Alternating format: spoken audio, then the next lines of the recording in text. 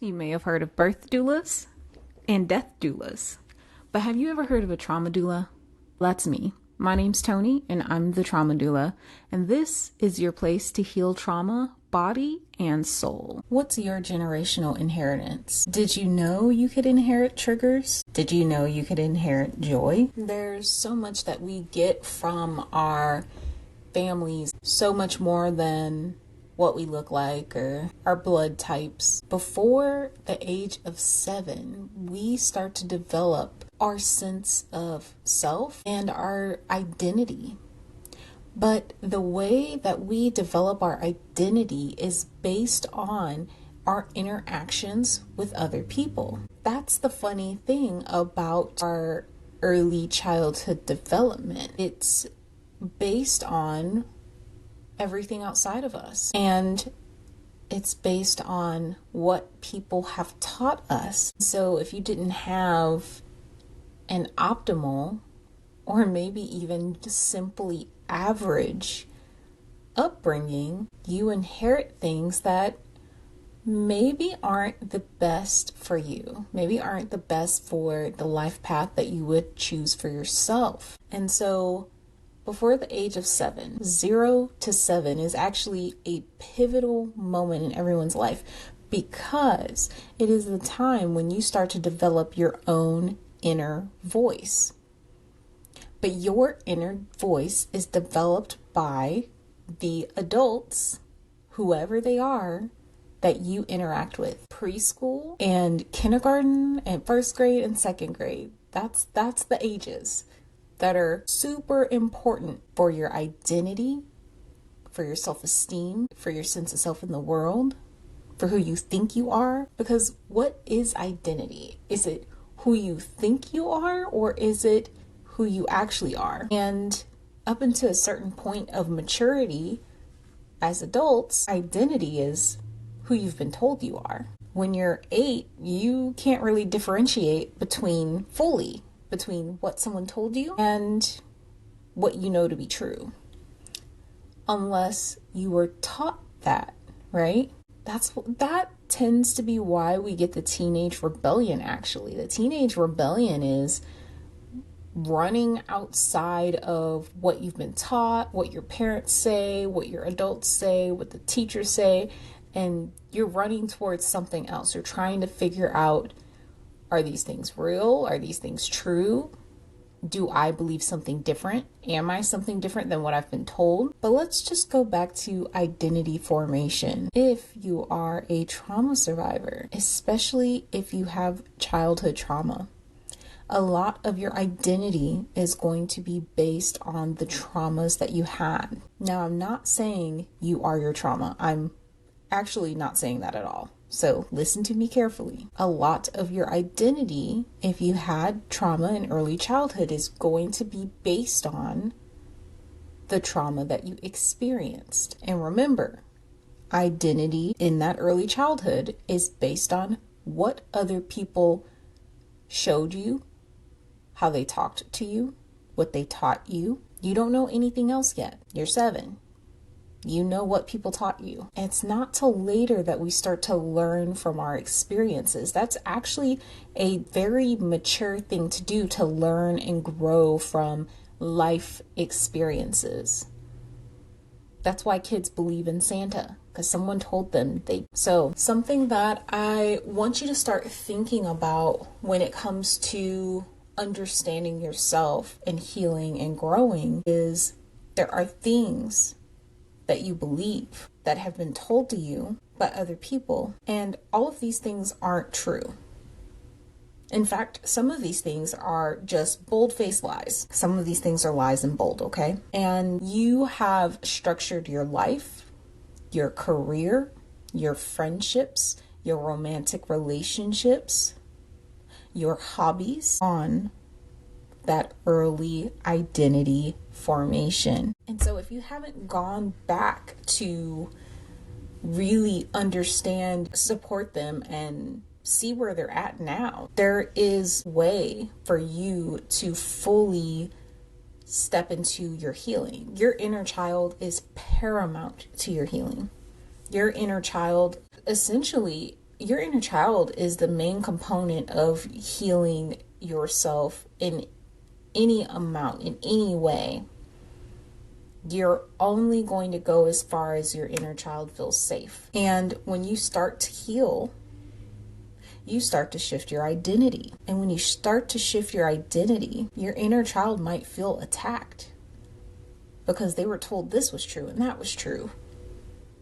And so all these things are deeply tied together. So the first thing I kind of want to point your eyes and your heart and your mind towards is the parents in your life. Whoever was your parent, your caregiver, your adult, specifically your adult. And if you were very young and had teenage siblings, those might count. They might count as your adults, because when you're young and a teenager is raising you, that's an adult to you. So look towards your adults. If they're alive now, look at the type of life that they have. Look at the things they do. When it comes to your parents and caregivers, a lot of times you can see their trauma and their triggers written all over their face, especially once you grow up. You see what triggers them. You see what upsets them. You see the places within themselves that are their shadow self coming out. And when you look at that, you might have found yourself trying to go in the furthest opposite direction of their triggers and their shadow blind spots. And yet that creates its own shadow within yourself. That is the best place to look for some of those unconscious messages that you may have gotten and received in your childhood. So I'll say, for instance, with money. And I'm just going to use my own parent with this, okay? So with money, I was definitely told that, why would you do all this work and build up all this money if you're not going to spend it? If you have money, it's okay to splurge and spend your money on whatever you want. And this was something my parent told me. Like, it's okay. I mean, you worked for it, so you should spend it on whatever you want. Why save it all? Specifically, why save it all? And looking back at that moment of being taught how to utilize and grow money and save money and what to do with money, my financial education was based on a trigger that my parent had. But my grandparent was a saver. Okay, they were a saver. They would save money. They built, a fantastic nest egg for their retirement and bought their retirement house and had everything planned out so that everything was paid for, for the next 20 years, plus retirement, plus this nest egg. And, that grandparent definitely was not a splurger, but with finances and money and things like that, but they're also not cheap. They buy high quality things. They buy the things that they want and need and all of that. It's just they're not excessive, right? But for my parent, it was deeply triggering to have money and not spend it and be told to save. And so they told me, yeah, you're going to work for your money and all this, but, just spend it. Spend it. You're allowed to spend your money. And so in some way, my parent felt constrained by the financial savviness of their parent, who's my grandparent. And so they went in the opposite direction. We're not going to save everything. We're going to spend everything. And so that's what I was taught. That's how I was taught to deal with finances. And so recognize that you are being taught something. You are inheriting a legacy, an identity. And depending on how your family is, if your grandparents weren't deeply involved and in the same home, and you just have single generations, you're only getting the opposite of what the grandparent gave the child. And this isn't just in how you're formally taught to deal with something like your finances or relationships. This is also inherited through literally the attunement with your parent or caregiver as you're growing up. And so what I mean by attunement, okay, this is actually where anxiety comes from. Anxiety, a nervous system state, it's a physiological state of being. And by being in the same room with a parent who has anxiety, you will inherit anxiety. Because the number one thing that a caregiver does for a child is attune to their needs. And guess what you can't do if you're anxious? Attune to someone's needs. So as you know, you're thinking about like your baby's crying, you're holding them, you're trying to soothe them, but you're freaking out on the inside. You're anxious, you're tired, you're worried, you're scared. That's what your baby feels. And your baby feels that because your baby is working to understand how to connect with you. They're trying to figure out if the environment's safe. And guess what? Anxiety says our environment's not safe. That's a direct inheritance, whether you like it or not. That is how these things work. When you attune to the needs of that child, or when your parent was attuning to you, they could show you and you could feel what it felt like to feel angry, and then to come from feeling angry to calming yourself down and doing something about that anger. Or if they're feeling scared, that caregiver giving that feeling of, it's okay, everything is good here, everything is safe, it's okay to feel scared though. Let's go into that. Why do you feel scared? Having that type of presence, its own inheritance. So you're either going to inherit a regulated nervous system, or you're going to inherit a dysregulated nervous system. And many of us have inherited a dysregulated nervous system. Many of us have inherited triggers from our parents. I think about the mouse study where these mice got shocks every time they smelled Japanese cherry blossoms. And then a couple of generations later, mice, were introduced to the smell of cherry blossoms, and they were still afraid of the cherry blossom smell, even though they didn't receive a shock. The same thing happens with humans. If your parent is afraid of driving over a bridge, and every time they drive over a bridge, they shut down or freak out or get visibly fearful, you are also going to be wary and somewhat fearful of driving over bridges. If your parent, like my parent, is afraid of bugs, you are going to be afraid of bugs whether you want to or not, because you inherited that fear. A part of that is a survival technique. It is a survival technique. It is a beautiful working of our nervous systems to help pass along survival abilities from generation to generation. Maybe, your whole village was afraid of this particular bug, but come to find out later on, there was a study done and that bug was highly poisonous. This is why these things are ingrained in us. It helps people evolve quicker so that generation to generation we can pass on knowledge without necessarily needing to know why the knowledge was there. But in the same way that knowledge and wisdom is passed on, so too is trauma. Sometimes when we're in sessions and we're healing and people are feeling things, sometimes it's not theirs, it's their mother's. Sometimes you will cry your mother's tears, the tears that she never had a chance to cry. And this is especially true for my cycle breakers. If you're a cycle breaker, you are breaking the chains of generational trauma that your mother or your father or your grandmother could not break. Maybe it wasn't for them in that lifetime. And this is true. Sometimes the time's not right.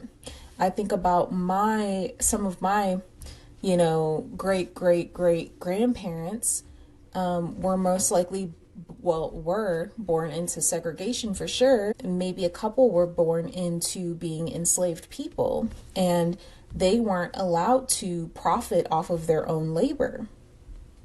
And so there is a type of trauma of undervaluing yourself and not being able to profit off of the work that you do, that those ancestors, those great grandparents would not have even been allowed to break. And that's just truth. Some of our mothers had to get married. There was nothing else you could do as a woman. And some of us not being married or choosing who to marry because we love and care for them and not because we need them, that is its own type of trauma breaking, generational cycle breaking.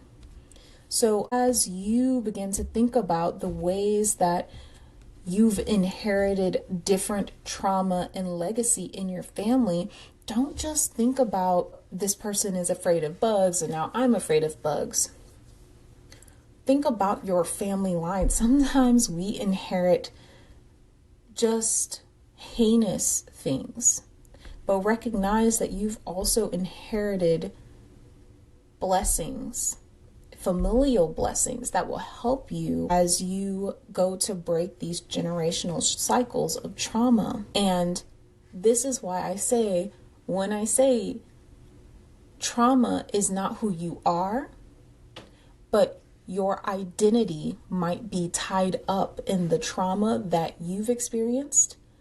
Your identity might be tied up in the trauma that your parents have experienced, or your grandparents or your great grandparents, because some things have just been taught over and over again, right? So you get taught PTSD. You get taught PTSD symptoms.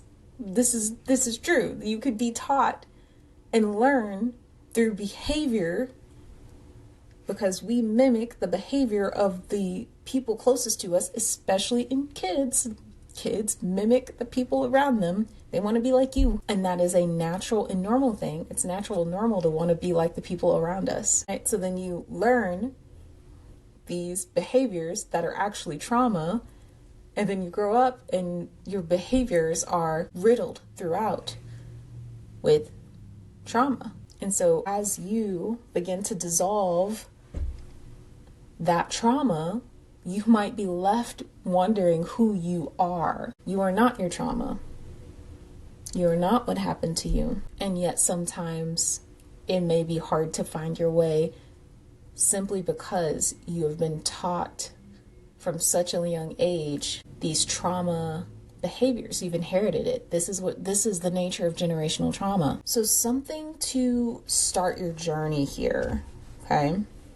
To really start your journey on healing and understanding identity and what you've picked up is, again, looking at the people who raised you. What were their lives like? What were they afraid of? And what did they teach you about very basic things, about relationships, money, marriage, education? Along with that, remember that your inner child is truly the key to healing on a deeper level.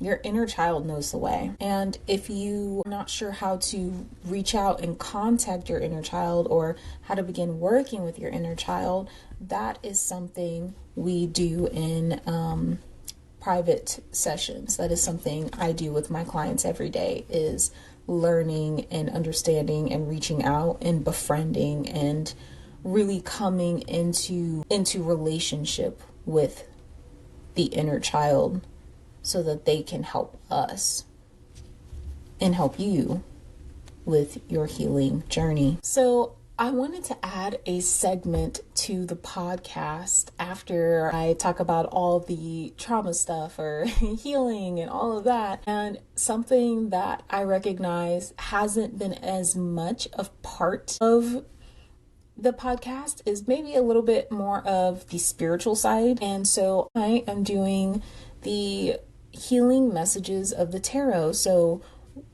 I'm just kind of drawing a card and we're talking about it. We're talking about what it means and what it means on your healing journey and how it can support you.